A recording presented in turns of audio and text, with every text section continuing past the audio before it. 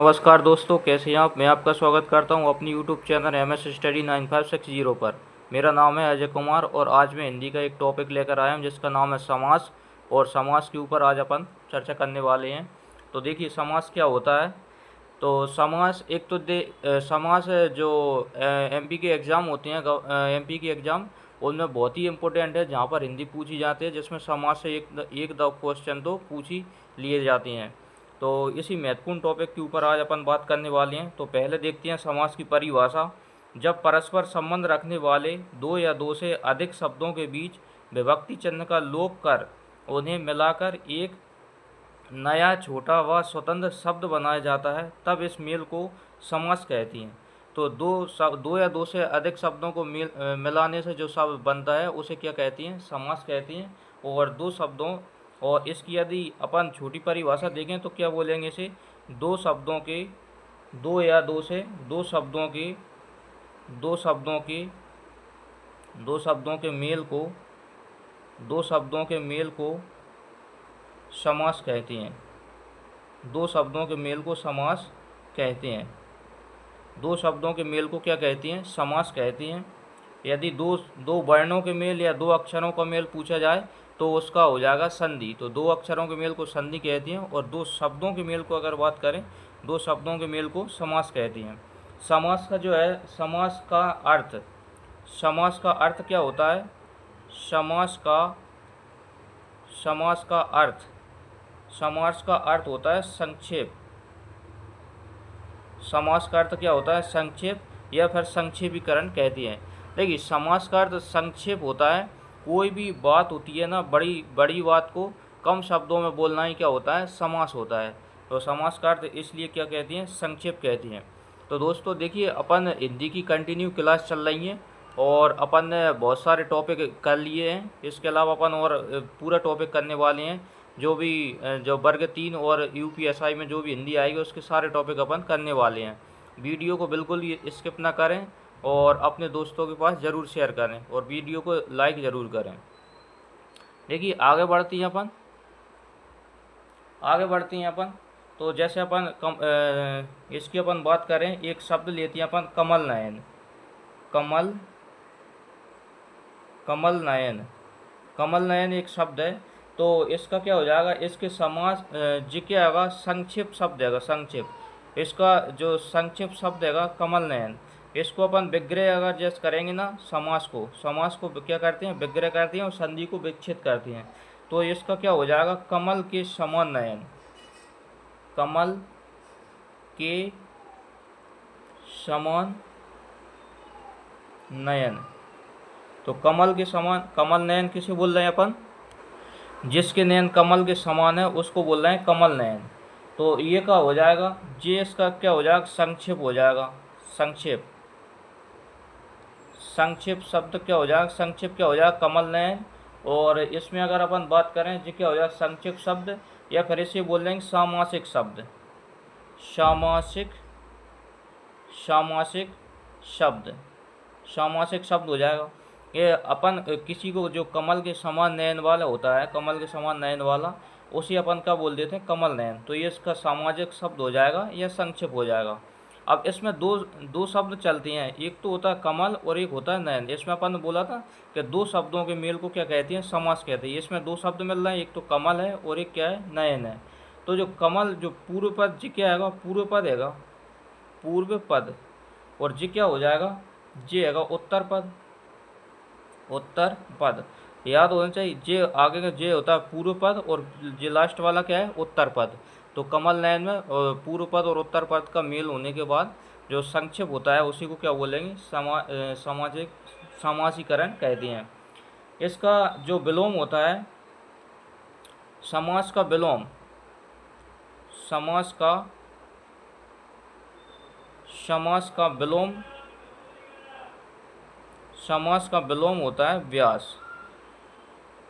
समास का विलोम क्या होता है, व्यास। अब देखिए दोस्तों, अपन देखते हैं समास का प्रयोग कहाँ कहाँ करते हैं, किस लिए करते हैं अपन। तो हेडिंग डालेंगे अपन, समास का प्रयोग। समास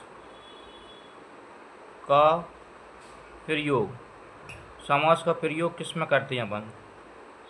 तो नंबर 1 क्या होता है, नए शब्दों के निर्माण में, नए शब्दों के निर्माण में यदि कोई नए शब्द बनाना है वहाँ समास का प्रयोग करती हैं।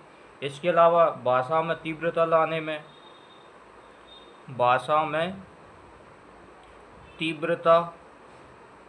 लाने में,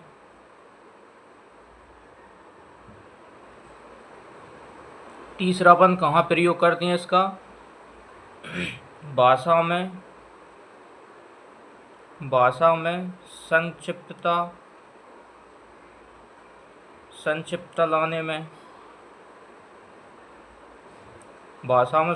लाने में, और नंबर 4 भाषा में उत्कृष्टता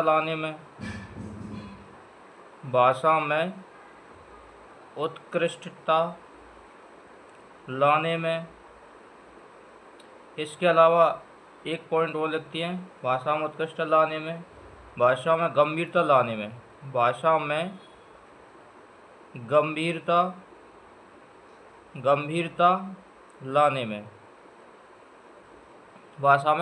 लाने में। तो देखिए इन समास का प्रयोग यहाँ करते हैं। देखिए नए शब्द के निर्माण में, भाषा में तीव्रता लाने में, भाषा में संक्षिप्तता लाने में, भाषा में उत्कृष्टता लाने में और भाषा में गंभीरता लाने के लिए समास का प्रयोग किया जाता है। इसके अलावा अपन देखते हैं समास के भेद कितनी होती हैं। तो समास के भेद कई आधार पर अलग अलग होती हैं। तो अपन देखते हैं समास के भेद।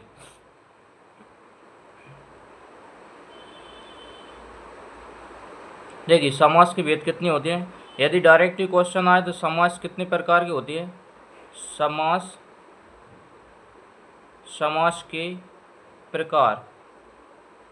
के प्रकार कितनी है। तो अपन ने लगाना 6 प्रकार है समास की प्रकार कितनी है, 6।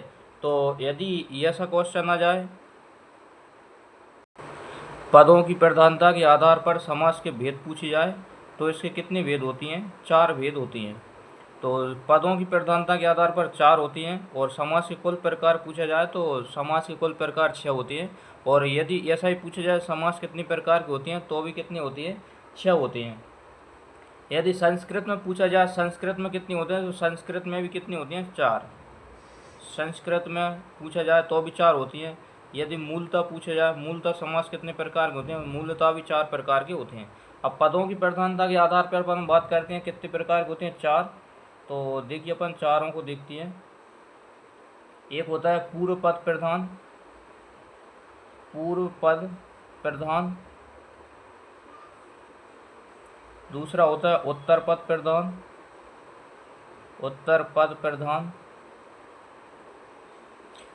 और उत्तर पद प्रधान। तीसरा होता है दोनों पद प्रधान,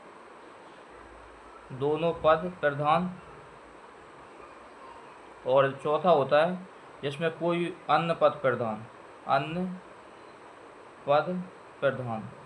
जिसमें कोई अन्य पद प्रधान होगा, दोनों पद प्रधान ना होंगे। देखिए पूर्व पद प्रधान होता है एक समास में एक, दूसरा होता है उत्तर पद प्रधान, तीसरे में दोनों पद प्रधान और चौथे में कोई पद प्रधान ना हो, उसे बोलते हैं चौथा।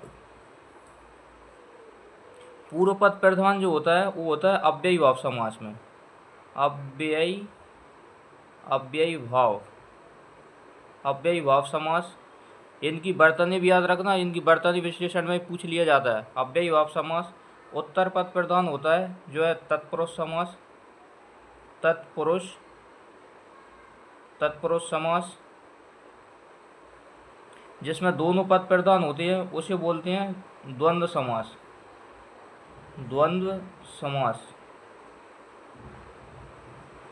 समास। और इसको अपन ऐसे भी लिख सकते हैं, द्वंद्व को ऐसे भी लिख सकते हैं,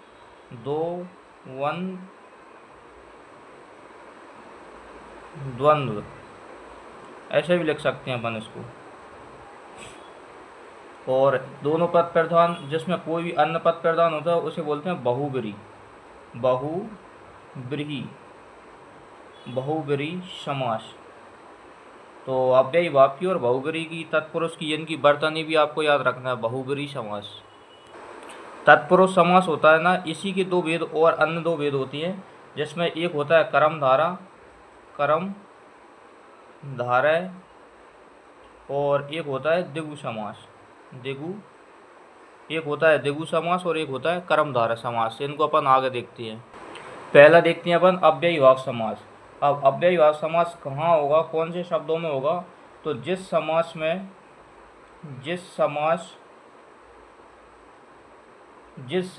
के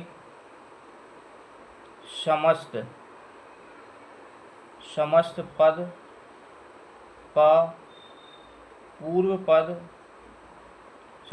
का पूर्व पद अव्यय हो। अव्यय किसे बोलते हैं, अव्यकारी हो। अव्यकारी उसे कहती है जिसमें कोई परिवर्तन न हो, लिंग वचन कारक के काल के आधार पर हो, उसे अव्ययीभाव समास कहती है। अव्ययीभाव समास कहती है। देखिए अव्ययीभाव में एक स्पष्ट ही दिख रहा है कि जिसमें क्या है, अव्यय लिखा है। अव्यय का मतलब जो पूर्व पद होगा ना, वो अव्यय होगा या अव्यकारी होगा। अव्यय अव्यकारी उस शब्द को कहती हैं जिसमें लिंग वचन कारक काल के आधार पर कोई परिवर्तन नहीं होता, उन्हें अव्यय या अव्यकारी शब्द कहती है। और इसके पूर्व पद में कोई परिवर्तन नहीं होगा। पूर्व पद जो होगा ना, सेम वैसा ही होगा। जो भी परिवर्तन होगा किसमें होगा, उत्तर पद में परिवर्तन होगा। अब जैसे अव्यकारी शब्दों की अपन बात करें, अव्यकारी शब्द तो आप जानते हैं, जैसे लिंग हुआ, वचन हुआ, कारक हुआ, जो तीन तो अपन ने पढ़ा दिए। इसके अलावा काल भी होता है। इनके आधार पर इसमें परिवर्तन नहीं होना चाहिए। अब पूर्व पद के अव्यय होने पर समस्त पद क्या हो जाता है, अव्यय हो जाता है। यदि पूर्व पद अव्यय है ना, तो समस्त पद अव्यय हो जाएगा। यदि पूर्व पद अव्यय है तो समस्त पद अव्यय हो जाता है। यदि पूर्व पद अव्यय है तो समस्त पद क्या हो जाता है, अव्यय हो जाता है। तो अपन आगे देखती है। जैसे अपन एक शब्द लेती है एग्जाम्पल के तौर पर, जैसे मैंने दिन लिखा, दिन क्या है, वो अव्यय है, वो इसमें परिवर्तन नहीं हो सकता। अपन इसको दिनों कर सकती हैं, दिनों, तो इसका नहीं, सॉरी, ये तो शब्द हो जाएगा, दिनों तो इसका हो जाएगा। और अगर मैं इसमें एक शब्द जोड़ दूँ, अव्यय शब्द जोड़ दूँ, जैसे क्या हो जाएगा, प्रति जोड़ दूँ मैं, प्रति अपन ने क्या अव्यय होता है, प्रति दिन कर दूँ मैं। अब इसको प्रतिदिन को अपन प्रतिदिनों कर सकती हैं, प्रतिदिनों कर सकती हैं। तो इसको नहीं कर सकते, ऐसा आपने नहीं देखा, प्रतिदिन होता है, क्योंकि इसमें क्या हो गया, अव्यय शब्द जोड़ दिया अपन ने। दिन में क्या जोड़ दिया, अव्यय शब्द जोड़ दिया, जो क्या है वो अव्यय शब्द है। अव्यय शब्द जोड़ दिया तो पूरा समस्त पद है ना, वो क्या हो जाएगा, अव्यय हो जाएगा। और इसलिए इसका ये नहीं हो सकता। और जो क्या था, शब्द था एक दिन, और दिन का अपन दिनों करेंगे तो बिल्कुल हो जाएगा। तो इसलिए कह रहे हैं कि पूर्व पद अव्यय है तो समस्त पद अव्यय हो जाता है। ठीक है। अव्ययीभाव समास 3 प्रकार का होता है। 3 प्रकार तो नहीं कह सकते अपन। अव्ययीभाव समास है ना, वो 3 स्थिति में होता है। कितनी स्थिति में होता है, 3 स्थिति में। तो अपन लिखते हैं अव्ययीभाव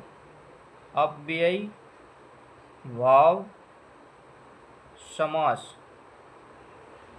अव्ययीभाव समास 3 स्थिति में होता है।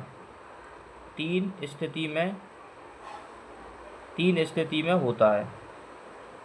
अव्ययीभाव समास बहुत इंपॉर्टेंट समास है, क्योंकि इससे क्वेश्चन पूछे ही जाते हैं अव्ययीभाव समास से। 3 स्थिति में होता है अव्ययीभाव समास। नंबर 1 होता है उपसर्ग या पूर्व पद में हो जाएगा एक तो। और दूसरा नंबर 2 होता है पुनरुक्ति शब्दों में होगा। और नंबर 3 की अपन बात करें तो क्रिया विशेषण में होगा। क्रिया विशेषण वाले जो शब्द होंगे ना, उनमें होगा। देखिए दोस्तों, अव्ययीभाव समास 3 स्थिति में होता है। 3 प्रकार नहीं बोला मैंने, 3 स्थिति बोला है। 3 स्थिति में होता है। एक तो उपसर्ग, जिसमें उपसर्ग लगे होंगे तो वो अव्ययीभाव समास होगा। इसके अलावा कोई पुनरुक्ति शब्द आ रहा है ना, तो उसमें अव्ययीभाव समास होगा, और कोई क्रिया विशेषण शब्द होगा ना उसमें भी अव्ययीभाव समास होगा। अब तीनों के ऊपर अपन एक क्रम से अपन बात करती है कि अब वो जो उपसर्ग क्या होता है, पुनरुक्ति क्या होता है, क्रिया विशेषण क्या होता है। यदि मैं आपसे बात करूं पहले की, पहला क्या है, उपसर्ग। तो उपसर्ग की अपन बात करें कौन कौन से उपसर्ग में अव्ययीभाव समास होगा, तो वो देखिए आप उपसर्ग कौन कौन से हैं। जैसे यदि भर उपसर्ग लगा है तो उसमें अव्ययीभाव समास होगा, किसी शब्द में भर लगा है तो वो अव्ययीभाव समास होगा। इसके अलावा नी लगा है, नी एक उपसर्ग होता है, और इसके रूप किस तरह आ सकती हैं, नी आ सकता है, या फिर निर आ सकता है, निर, या फिर नी आ सकता है, ये आ सकते हैं। नी उपसर्ग होता है और उसके प्रयोग नी, निर और नी में नी इसका प्रयोग करते हैं इनका। इसके अलावा प्रति अगर कोई शब्द में लगा है प्रति, तो प्रति क्या हो जाएगा, ये भी उपसर्ग हो जाएगा। इसके अलावा यथा, यथा भी उपसर्ग हो जाएगा। वे एक उपसर्ग है। इसके अलावा आ, जो बड़ा आ होता है ना, वो भी एक उपसर्ग होता है। इसके अलावा याद रखना बड़ा आ ही होगा, इसमें बड़ा आ रहा है तो यही भाव समास होगा। अगर छोटा आ गया ना तो पूरा परिवर्तन हो जाएगा और दूसरा समास हो जाएगा। इसके अलावा वा लिखा है तो वा भी एक उपसर्ग होता है। उप, उप की बात करें। इसके अलावा अनु, अनु। इसके अलावा अधि, अधि। हर, हर के अलावा यावत, यावत तो बहुत ही इम्पोर्टेंट है, यावत।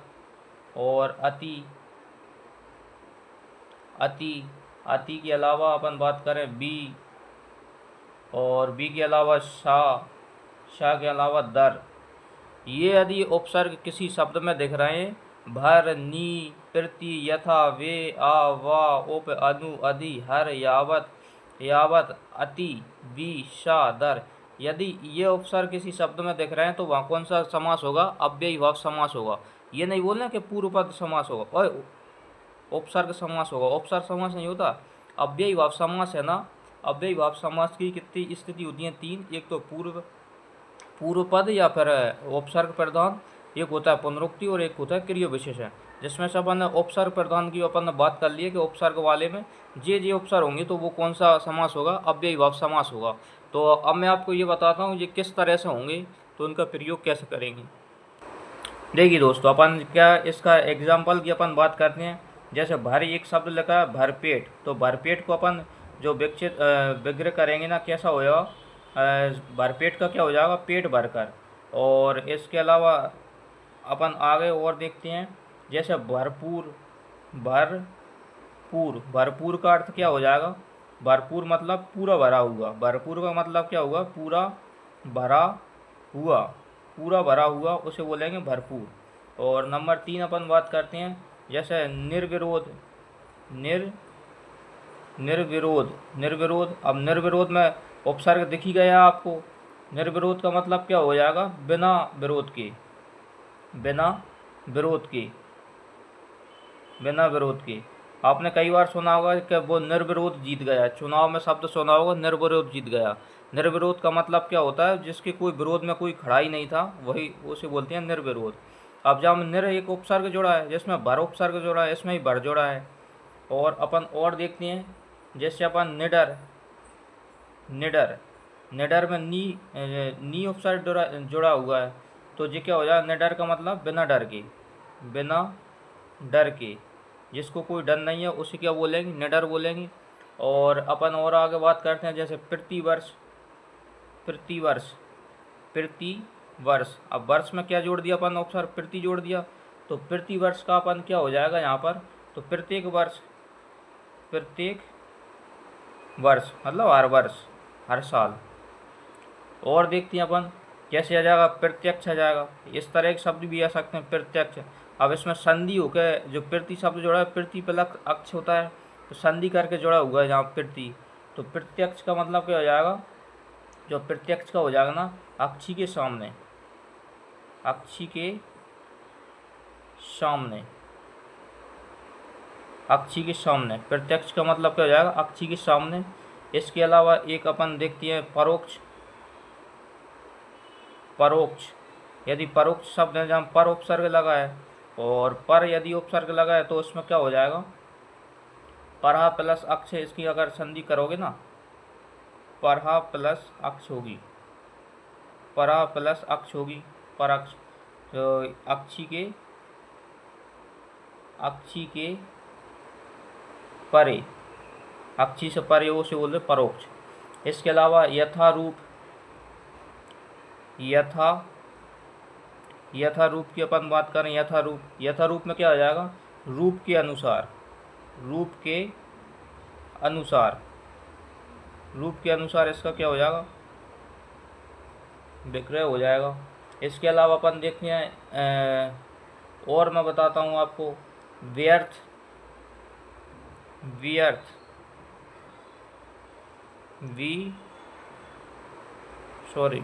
ऐसी होती है। व्यर्थ का क्या हो जाएगा, बिना अर्थ के, व्यर्थ क्या हो जाएगा, बिना अर्थ के। वहीं लिखा होगा सादर का क्या हो जाएगा, आदर सहित। अब इनको अपन कैसे पहचाने, ये शब्द आएंगे किस में आ जाएंगे, जो आपके एग्जाम में आएंगे कि भरपेट में क्या कौन सा समास होगा, इतना ही पूछेगा।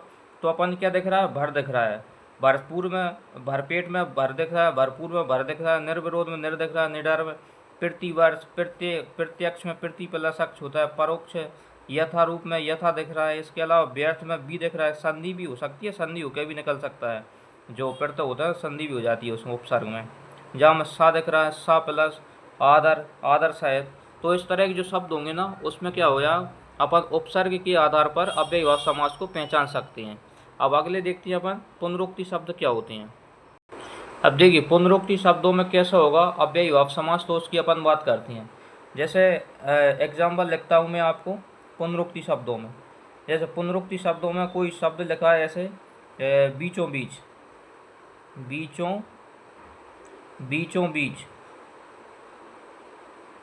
बीच अगर कोई शब्द लिखा है बीचों बीच, तो यहाँ क्या बीच जो शब्द है ना, इसकी क्या हो रहा है, पुनरुक्ति हो रही है।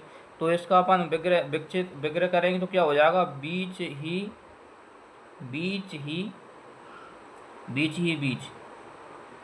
बीच इसका क्या हो जाएगा, विग्रह हो जाएगा। और अपन आगे बात करें एकाएक, कोई भी शब्द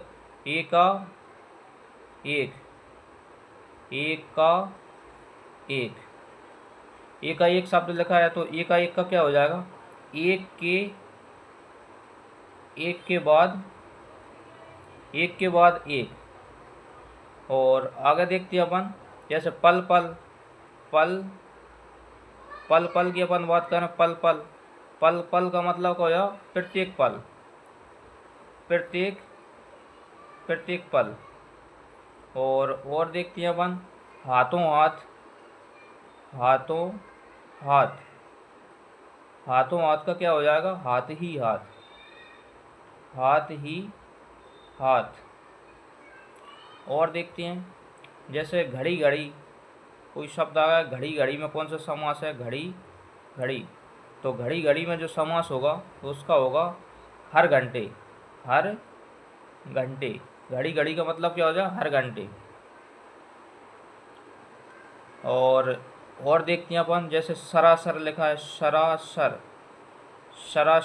सरासर में कौन सा समास होगा, सरासर का अपन विग्रह करेंगे तो क्या हो जाएगा, तो एक सिरे से दूसरे सिरे तक। और आगे बात करते हैं और अपन, जैसे रातों रात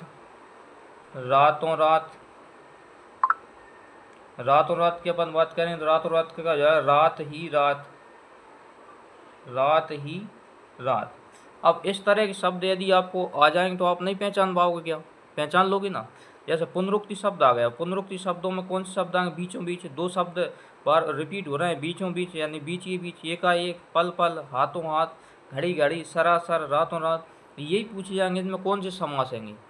तो आप बता दोगे आराम से कौन सा समास होंगे, तो अव्ययभाव समास होंगे। अव्ययभाव समास के अपन ने पहचानने की दो देख लिए, दो प्रकार तो अपन ने देख लिए। एक तो होता है उपसर्ग, जिसमें यदि आप उपसर्गों को अच्छे से याद कर लेती हैं तो अव्ययीभाव समास में कोई दिक्कत नहीं आएगी। इसके अलावा पुनरुक्ति शब्दों को आप पहचान ही जाओगे कि कोई शब्द है ना 2 बार रिपीट हो रहा है तो वो पुनरुक्ति शब्द हो जाएगा। इसके अलावा एक और आता है जिसका बोलते हैं क्रिया विशेषण। तो क्रिया विशेषण को अपन और देखते हैं। अब क्रिया विशेषण है ना, इसमें भी कुछ शब्द होती हैं जो कि क्रिया विशेषण की तरह अपन क्या इसके पूर्व में लगते हैं, उत्तर में लगते हैं। उपसर्ग क्या होते हैं पूर्व में लग रहे थे, ये क्रिया विशेषण शब्द है ना ये उत्तर में लगेंगे। तो नोट कर लेना इनको, जैसे पूर्वक, पूर्वक शब्द आ जाए, उपरांत शब्द आ जाए, उपरांत, पूर्वक हुआ, उपरांत हुआ, पर्यंत, पर्यंत की अपन बात करें। इसके अलावा बस लगा हो, कहीं बस शब्द जुड़ा हो, इतर शब्द जुड़ा है, इतर, बस जुड़ा हो, इतर जुड़ा हो। इसके अलावा अर्थ शब्द जुड़ा हो, अर्थ, पार जुड़ा हो, पार, अनुसार जुड़ा हो, अनुसार, अनुसार जुड़ा हो। इसके अलावा भर शब्द जुड़ा हो लास्ट में। तो ये क्या हो जाएंगे, ये अगर शब्द जुड़े हैं ना, यदि में से कोई शब्द, तो वो क्रिया विशेषण के कारण ये क्या क्रिया विशेषण हो जाएंगे और इनके कारण वो अव्ययीभाव समास हो जाएगा। जैसे मैं आपको एग्जाम्पल बताता हूँ, एग्जाम्पल जैसे उसमें शब्द जुड़ा लिखा है एक श्रद्धा, श्रद्धा पूर्वक, श्रद्धा पूर्वक। अब श्रद्धा पूर्वक में आप नहीं बता पाओगे कौन सा समास हो जाएगा। श्रद्धा पूर्वक में जो पूर्वक शब्द जुड़ा है इसको आप याद कर लेना, और पूर्वक शब्द यदि दिख रहा है तो वो अव्ययीभाव समास हो जाएगा। और इसका विग्रह अगर करना है तो क्या हो जाएगा, श्रद्धा के साथ, श्रद्धा पूर्वक मतलब श्रद्धा के साथ। दूसरा एग्जाम्पल देखते हैं अपन, कुशलता पूर्वक, कुशलता पूर्वक, कुशलता पूर्वक का क्या हो जाएगा, कुशलता की, कुशलता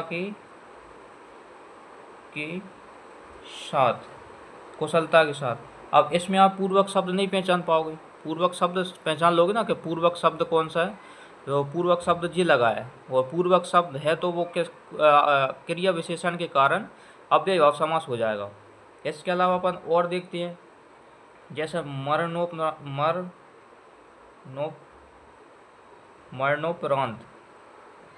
मरणोपरांत शब्द लगा है, मरणोपरांत। अब क्या इसमें आप उपरांत शब्द नहीं पहचान पाओगे। अब उपरांत शब्द पहचान लोगे तो मैंने आपके लिए सबसे महत्वपूर्ण जो रामबाण होती है जी मैंने पहले ही लिखा दी आपको। तो मरण, इसमें क्या हो जाएगा, मरने के बाद, मरने के बाद, मरणोपरांत यानी कि मरने के बाद। ये आपसे कोई नहीं पूछेगा, विग्रह कोई नहीं करवाएगा, ये शब्द दे देंगे इसमें कौन सा समास है। इसके अलावा एक और विवाहोपरांत, विवाहोपरांत, विवाहोपरांत, विवाहोपरांत में पूछेगा विवाह के बाद। इसके अलावा और देखते हैं, भयवश, भयवश, इसमें बस शब्द नहीं देख पाओगे आप, जो बस लगा है बस शब्द देखना है इसमें। और इसके अलावा और देखते हैं अपन 5 नंबर पे, विवाह, विवाहेतर, विवाहेतर मतलब विवाह और इतर शब्द जोड़ा है तो ये नहीं पहचान पाओगे। इसके अलावा और देखते हैं अपन,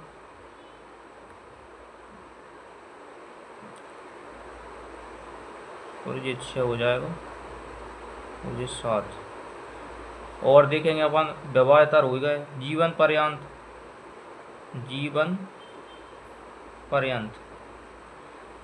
तो ये शब्द आपको पहचानना है, बस मैंने पहले ही लिखा दिया। जैसे पूर्वक हुआ, उपरांत, पर्यंत, बस, इतर, अर्थ, पार, अनुसार, भर, ये शब्द अगर जुड़े हैं ना तो वो क्रिया विशेषण के कारण क्या हो जाएगा, अव्ययीभाव समास हो जाएगा। और इसके अलावा अपन बात करें जैसे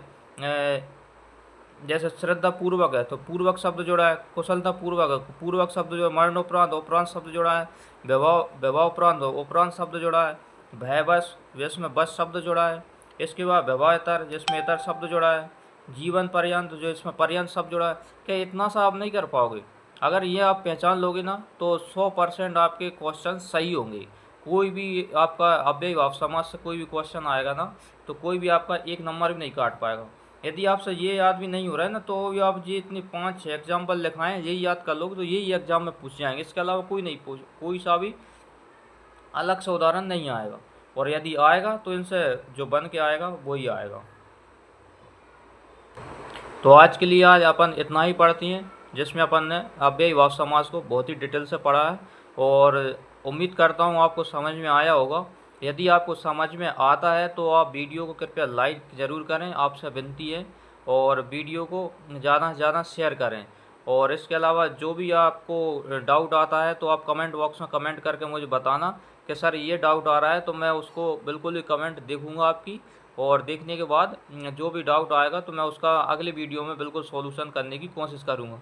और अगला अपन जो पढ़ेंगे तो वो है तत्पुरुष समास पढ़ेंगे, क्योंकि अव्ययी भाव और तत्पुरुष समास थोड़े बड़े होंगे, बाकी सब छोटे छोटे होंगे। और उनको तो अपन एक वीडियो में ख़त्म कर देंगे। जब तक के लिए बने रहिए। Thank you. जय हिंद।